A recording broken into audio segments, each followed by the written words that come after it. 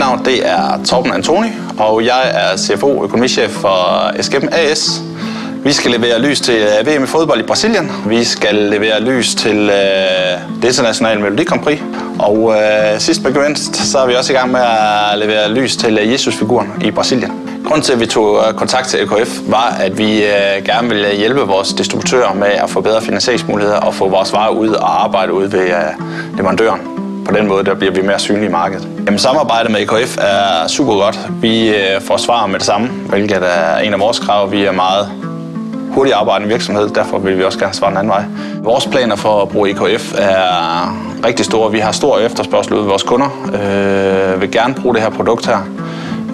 Vi vil gerne lave mere samarbejde også på den almindelige drift med EKF, og vi opfordrer også vores underleverandører til at gå ind og bruge SMV-ordningen til at understøtte deres finansieringsmuligheder for os.